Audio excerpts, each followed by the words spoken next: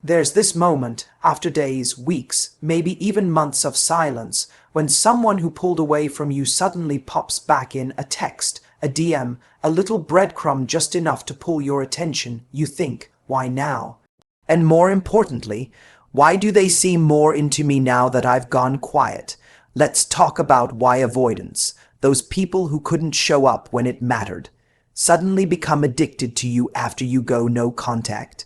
See, when you're with an avoidant, the closer you get, the more uncomfortable they feel. Not because you've done anything wrong, but because emotional intimacy triggers their deepest fears. Fear of losing freedom. Fear of not being good enough. Fear of being seen. So, what do? They pull away, they shut down, they self-protect. Now, here's the twist. When you go no contact, when you stop chasing, stop over-explaining, stop proving your worth, you create something they can't help but notice: space. And in that space, a funny thing happens. They start to feel safe again, not because anything changed between you two, but because now they're not being asked to show up. They're not being asked to be emotionally vulnerable. The pressure's off, so the fantasy comes back. The version of you that lives in their mind now feels less threatening. They remember the good times, the laughs, the validation, the way you made them feel adored. They forget, or at least selectively ignore, the moments they backed away when it got real. Avoidants are addicted to you after no contact because your silence gives them back control, and control is their comfort zone. Here's the part you must remember: this addiction isn't the same as transformation. Craving your presence again doesn't mean they're suddenly ready for a real, healthy relationship. It doesn't mean they've healed or done the work. It means they miss the comfort of your energy. They miss being wanted without having to give much in return. They miss the feeling of you, not the responsibility of showing up for you. When you initiate no contact, it forces them to face something they hate: discomfort. And for once, it's them sitting in the silence, wondering if you've moved on, if you are done. That panic, that anxiety, that's their own medicine being handed back to them, and they don't know how to handle it. So they reach out, not necessarily with love, sometimes with curiosity, sometimes with ego, sometimes just to soothe the ache of losing your attention.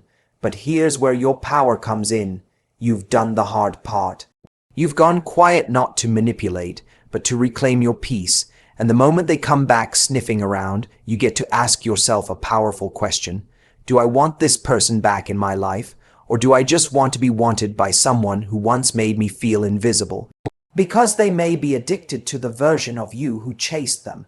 But the real question is, are you still addicted to proving your worth to someone who couldn't see it when it was right in front of them? You've changed, you've grown, you've learned what you need, what you deserve, and what you're not willing to tolerate anymore. So when they come back, because many of them do, don't mistake their sudden interest for readiness. Don't confuse missing you with deserving you. Let their addiction to your silence be your reminder that you were always the one with the power, not because you played games, but because you finally stopped playing theirs. And in doing that, you didn't just take back your worth. You took back your freedom. Let's talk about something that's wildly misunderstood: why people who identify as avoidant or act in avoidant ways often start strong and then suddenly disappear when the connection deepens. It's like they are fully in, laughing at your jokes, sending long texts, making future plans, and then, almost without warning, they're gone, distant, unavailable, and you're left trying to figure out what went wrong. Was it something you said? Did you come on too strong? Did they meet someone else? No. The truth is far less about you and far more about them, because avoidants aren't scared of you. They're scared of what closeness means. Avoidant individuals are typically wired through experience, childhood, past heartbreaks, trauma, or dysfunctional dynamics, to believe that emotional closeness equals danger. Not physical danger, but emotional exposure. They associate intimacy with control, suffocation, obligation, or even rejection. And when you show up consistently, vulnerably, and genuinely, it terrifies them. you're not doing anything wrong by getting close. You're doing everything right. You're loving, you're showing up, you're emotionally available, and to someone who's never been taught that closeness can feel safe, that's unsettling. Their system goes into emotional lockdown. Their instinct isn't to move forward, it's to retreat. And what's especially confusing is that they may want love deeply. They might even chase it at first. But once they sense that the relationship is becoming real, that you're emotionally invested, that you see them deeply, that you're beginning to rely on each other, they start to panic, because now there's something at stake. Now they could disappoint you. Now they could be seen. Now they might have to show parts of themselves they've spent years hiding. They were never taught to believe that someone would love those parts. So instead of leaning in, they sabotage, they pick fights, they go cold, they disappear, or they keep you in a state of emotional limbo. Just enough attention to keep hope alive, but never enough to feel secure. And you, on the receiving end, start to doubt your worth. You might try harder, love louder, prove you're easy to be with. You think if I can just make them feel safe, they'll stay, but that puts you in a trap. Because no matter how much safety you create, they'll still run, not because of anything you did, but because the thing they're running from isn't you. It's intimacy itself. You become a mirror, and mirrors are terrifying when someone doesn't like what they see. Being close to you means being seen, being vulnerable, risking love, and for someone who's wired to believe love equals pain, that's too big of a risk, so they vanish. But here's what's important for you to understand. This has nothing to do with your worth. You didn't mess this up. In fact, the very thing they're avoiding, emotional depth, is what makes you extraordinary. What made you a magnetic, beautiful force in the first place is the very thing they couldn't handle. And that's not a flaw in you. That's an unhealed wound in them. Avoidants aren't bad people. They're often carrying pain they don't even recognize. But if you're not careful, their wounds can make you feel like you're the problem. Like you're asking for too much just by asking for connection. So let me be very clear. Wanting emotional closeness, consistency, and commitment is not too much. That's not clingy. That's human. And when you give those things to someone who isn't capable of receiving them, it doesn't mean you have to shrink or silence your needs. It means you may need to give that love to someone who's not afraid to return it. And ironically, that's often when the avoidant finally wakes up. Not when you're bending over backward, not when you're explaining yourself over and over, but when you've stopped, when you've reclaimed your power.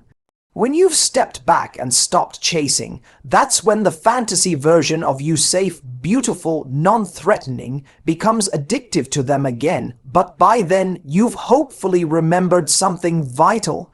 You don't need to be addictive to someone who's terrified of the real you. You need to be loved by someone who celebrates your emotional depth, not someone who runs from it, because the right person won't see your closeness as a threat. They'll see it as a gift, and they'll do the one thing the avoidant couldn't: stay. When you stop calling, stop texting, stop reaching out, when you go no contact, it feels like you're doing nothing. It feels like silence. But that silence is louder than you think. And to the avoidant, that silence becomes safe, and that safety is what draws them back in. See, when someone is emotionally avoidant, closeness doesn't feel comforting. It feels claustrophobic. To you, texting every morning, planning your next date, and being emotionally open might feel like connection. To them, it feels like pressure. It feels like an expectation they're not ready to meet. Not because they don't like you, not because there wasn't something real, but because emotional intimacy hits a part of them that's still raw and unhealed.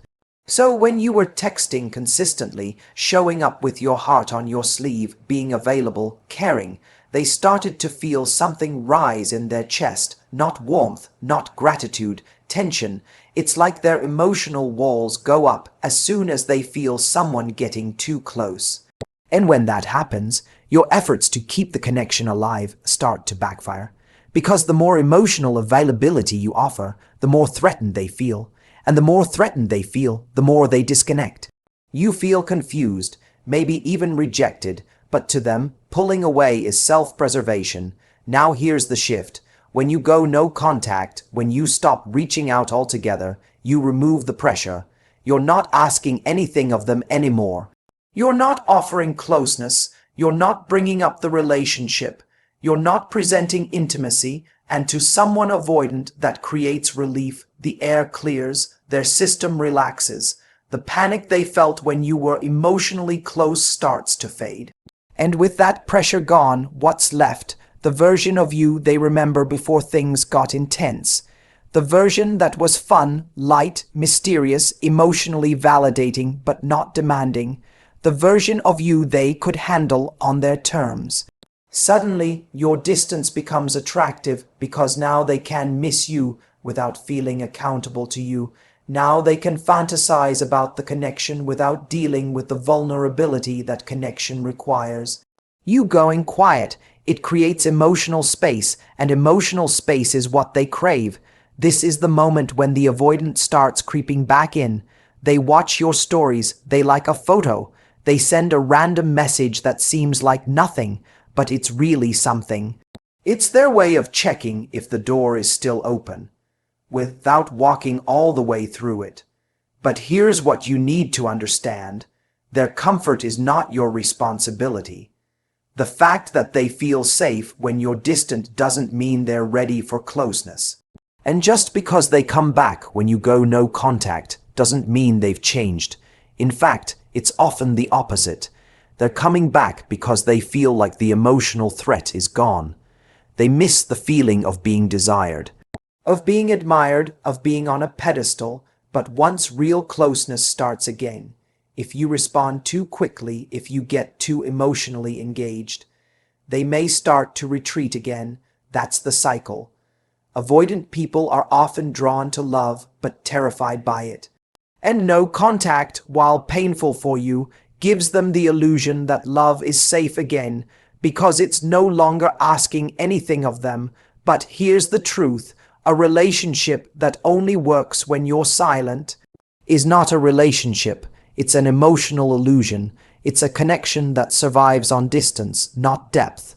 So when they come back during your no-contact period, remember what brought you here. Remember the chasing, the confusion, the moments you over-explained yourself, trying to prove you were worth staying for. You didn't go quiet to get a reaction. You went quiet because you were exhausted. You were trying to heal, trying to reclaim your power.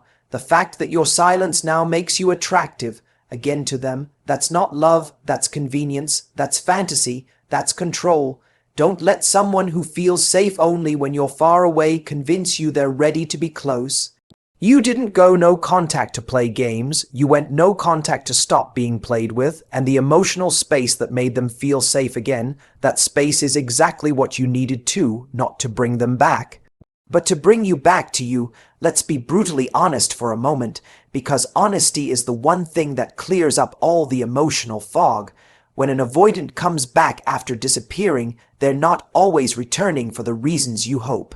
Yes, it feels like validation. Yes, it feels like proof that they missed you. But what they're really craving isn't you, it's your energy, your warmth, your consistency. The way you made them feel without demanding anything they weren't willing to give. You were the safe place they could return to without ever fully arriving. The person who made them feel special, interesting, wanted, even while they were keeping one foot out the door. And now that you're gone, that comfort is gone. That validation is gone. That emotional warmth they used to drink from like it was oxygen. It's disappeared, and they're gasping for it. But don't mistake the craving for your energy with a readiness for commitment. This is where so many people get caught, because when the avoidant reaches out again, it feels like a breakthrough. You start to think, maybe they finally realized what we had, maybe they've changed, maybe the silence worked. And to some extent, it did shift the dynamic, but not always in the way you want. Avoidants crave comfort more than commitment. Commitment requires vulnerability, it requires being seen, it requires stepping into emotional discomfort in order to build something real. Comfort, on the other hand, is easy. It's familiar, and your energy, the way you loved, the way you showed up, the way you made them feel important without asking too much, is the most comfortable thing they've known. It's not that they don't miss you, they do, but often they miss how you made them feel. And the moment you start expecting anything deeper, the moment you try to bring the conversation back to connection, clarity, or emotional growth, that's when the retreat starts again, because the second comfort turns into commitment. They don't know what to do with it. This is where the cycle begins. They pull away, you give space, they miss you, they come back, you get hopeful, you re-engage emotionally, they feel pressure, they disappear again. You're not in a relationship, you're in an emotional loop, and it runs on your energy. It only works when you're feeding it. When you stop, it collapses, because it wasn't ever built on something solid. It was built on how good you made them feel without them ever having to meet you halfway. Now here's the truth bomb that hurts a little, but sets you free. When someone comes back for your comfort, not your heart, they're not returning because they're ready to love you. They're returning because they don't want to lose what you gave them, without doing the work to deserve it. You see, people can miss the feeling of you without being willing to give anything real in return. That doesn't make them evil. It just means they're not ready, and if you're not careful, you'll mistake their emotional hunger for emotional depth. Don't fall in love with the ache in their voice. Don't fall for the "I miss you" or the nostalgic texts. Ask yourself, are they just trying to get back to the comfort zone? Or are they willing to build something real with me now? Because you're not just a warm place to return to when the world gets cold. You're not a temporary high to escape their emotional emptiness. You're a whole human being, deserving of love that's consistent, grounded, and reciprocated. It's time you realized the value of your energy, your empathy, your presence. You're not here to be someone's emotional safety net. You're not a soft landing for someone who can't handle the turbulence of intimacy. If they come back and all they want is what you provide, without asking what they're ready to give, don't get pulled back in. You've already given them access to your light once. If they want it again, it can't be on their terms. It has to be with a real heart, a real effort, a real intention to show up, not just enjoy the way you do. You're not here to be a comfort blanket. You're here to be someone's equal, and anything less than that isn't love. It's emotional dependency dressed up as romance. There's a moment, usually after days or weeks of silence, when your phone lights up with their name. A message that says something casual like, "Hey, how have you been?" or "Just thinking about you." And suddenly your stomach flips. You feel seen again, wanted, and part of you wonders, why now? Let me tell you something most people don't realize. Avoidants don't just fear intimacy. They fear silence even more, but not in the way you'd expect. See, they fear silence because it shifts the power, because it forces them to sit in a place they've spent their whole life avoiding, emotional discomfort. When you were the one initiating, reaching out, checking in, explaining yourself, fighting for clarity, they got to sit in a comfortable seat. They got to be distant while still feeling desired. They got to feel like they mattered to you, even when they weren't showing up for you. But the moment you stop reaching out, something starts to shift. That silence, it's like an alarm bell for their nervous system, because now you're not doing what you always did. You're not confirming their importance anymore. You're not holding space for them. You've stopped playing the role they never consciously asked you to play but fully relied on. And suddenly, all the questions they never wanted to ask themselves come flooding in. Are you done? Have you moved on? Did they lose you for good? Now they're the ones feeling uncertain. They're the ones wondering where they stand. And avoidance, they hate not knowing where they stand. They hate the vulnerability of being the one left in the dark. Your silence becomes the very thing that triggers the emotional anxiety they've worked so hard to avoid. And for someone who built their emotional survival around not needing anyone, that panic is unfamiliar. and overwhelming, so they reach out. But here's the hard truth. They're not always reaching out because they've suddenly realized they love you. They're reaching out because your absence is too loud. Because it makes them feel out of control. Because they're craving the comfort of being wanted again. This is not the same as being ready for a relationship. This is not transformation. This is emotional discomfort masquerading as romantic urgency. And if you're not careful, you'll interpret their message as a sign that they've changed. You'll tell yourself, see, they miss me. They finally see my worth. But often, what they miss is how you made them feel about themselves. They miss being chased. They miss being needed without having to reciprocate. It's about them, not you, because if it was about you, they'd come back with clarity, with effort, with accountability. They'd say, I've been doing some thinking. I realize I haven't shown up the way you deserved, and I want to change that. But that's not what you get. You get breadcrumbs, half efforts, a little attention to see if you'll bite. And if you do, they feel reassured, and the cycle starts all over again. But here's the part that no one tells you. Your silence is power, not because it's manipulative, but because it finally forces the avoidant to sit in the space they've always made you sit in. It puts them face with the very anxiety they've been running from, the anxiety of possibly losing someone who genuinely loved them. And whether or not they rise to that challenge is not your responsibility. Your responsibility is to protect your peace, to recognize that just because someone reaches out during no contact doesn't mean they're ready for real contact. That just because they're uncomfortable in your absence doesn't mean they're capable of honoring your presence. Silence can be uncomfortable, but it's also revealing. It shows you who's willing to fight for you, who's willing to meet you in the middle, who's willing to show up when the emotional stakes are high. And more importantly, it shows you what you're worth. You're not someone who exists to soothe another person's fear of abandonment while they abandon you emotionally. You're not someone who deserves attention only when your absence starts to sting. You deserve a love that feels secure, not a panic response disguised as romance. So when your silence triggers their anxiety, remember that reaction says more about their unhealed parts than it ever will about your value. And that silence, it might just be the most loving thing you've ever done for both of you.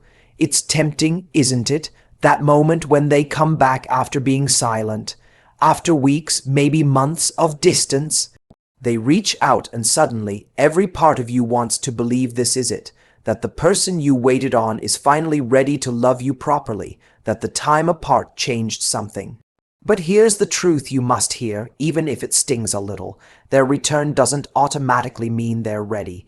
In fact, most of the time, their return has nothing to do with readiness at all, and everything to do with discomfort. See, when you go quiet, you disrupt the emotional pattern they got used to. You were always there, the good morning text, the supportive reply, the comfort of knowing that no matter how little they gave, you were still showing up. That kind of energy is addictive for someone who's emotionally inconsistent, and when that energy disappears, they panic. But panic isn't growth. Missing you isn't the same as being capable of loving you. Wanting you back is not the same as doing the work to keep you. And emotional longing doesn't automatically translate into emotional maturity. When an avoidant person returns, it often means they miss the version of the relationship where you did most of the emotional lifting, where they could dip in and out as they pleased and still be met with warmth, where they didn't have to stretch themselves because you were already giving them everything. They miss the dynamic, not necessarily the responsibility that comes with real intimacy. And this is where you need to be sharp, because if you're not careful, you'll mistake emotional regret for readiness. You'll start filling in the blanks, telling yourself they wouldn't come back if they weren't serious this time. You'll hear what you want to hear instead of listening for what they're actually offering. So here's a simple rule to live by. If someone returns without clarity, accountability, or consistency, they're not ready. Clarity means they know why they're coming back. Not "I miss you" or "I've been thinking about you," but "I realize I handled things poorly. I want to rebuild something different this time." Accountability means they take ownership of how they showed up or didn't. They don't just gloss over the past, they name it, they face it, they say, "I shut down, I ran, and I understand how that impacted you." Consistency means they don't just send one sweet message and then disappear for days. They don't drip, feed their attention. They show up day after day, in action, not just words. If any of these pieces are missing, you're dealing with someone who misses you, but doesn't know how to keep you. Someone who wants the feeling of connection without doing the work it requires. You deserve more than that. You deserve someone whose return is anchored in growth, not fear. Someone who comes back because they realized, not just because they missed. Someone who's done more than just sit in silence. They've sat with themselves, asked the hard questions, and decided to show up differently. So how do you protect yourself when they come back? You watch. You listen. You observe their consistency over time. You don't abandon your boundaries just because their timing feels romantic. You don't silence your intuition because you're afraid this might be your only shot. Because here's what you need to remember. Your peace is too expensive to rent out to someone who hasn't learned how to handle it. Their return is not your cue to forget the pain. It's your moment to see if they're actually different. Not just because they say they are, but because they live like they are. And if they're not, then your silence wasn't a tool to get them back. It was a gift to yourself. A boundary that protected your heart from being reopened by someone who only wanted to borrow it again. Let them come back, let them say all the things, but make sure you know what you're listening for. Because love without readiness isn't a beginning, it's just a repeat. And you're not here to relive the same heartbreak twice.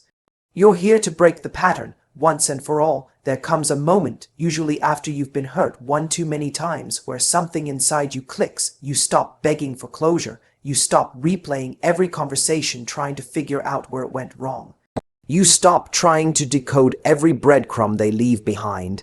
And in that quiet, powerful moment, you realize you're done playing the game, not out of bitterness, not because you stopped caring, but because you finally remembered who you are.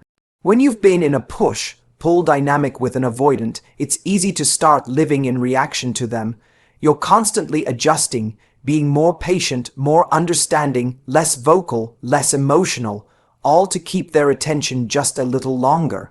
You silence your needs, you dilute your truth, you give and give and give, while they hover at the edge of the connection, taking just enough to stay close but never fully committing. It becomes a game of emotional chess.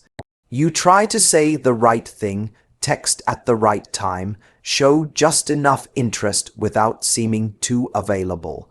You're not even being fully you anymore. You're performing a version of yourself that you think they might finally choose. But here's what you eventually realize. No matter how perfectly you play, you still lose, because the only way to win with someone emotionally unavailable is to keep sacrificing your own emotional needs. And that's not love, that's survival. So when you go no contact, not as a tactic, but as a truth, you're not just cutting communication, you're cutting the pattern. You're saying, I'm not going to keep spinning in circles with someone who refuses to stand still with me. You're reclaiming your energy, your peace, your voice, and the moment you stop playing, everything changes because now you're no longer reacting to their hot and cold behavior. You're no longer sitting by the phone waiting for a sign. You're no longer wondering if you're too much for wanting clarity and consistency. You're grounded in your own worth, and they feel that. They feel the shift in energy that you're not leaning in anymore. That you've stopped carrying the weight of both people's emotional labor, that the old version of you, the one who would have jumped at their 2 a.m. "I miss you" text is gone. That version of you evolved. And here's the wild part. Your silence doesn't just remove you from the game. It forces them to confront the emptiness that game was masking. because now they don't have your energy propping them up. Now they don't have your attention making them feel important. Now they're left with themselves, with their own inconsistency, with their inability to maintain what they once had access to. You stepping away doesn't just change the dynamic, it shines a spotlight on their lack of growth. But this is where your power gets tested, because they might come back. Most of them do, and they'll come back with just enough warmth to tempt you, just enough nostalgia to pull on your heart, just enough words to make you wonder, maybe this time it's different.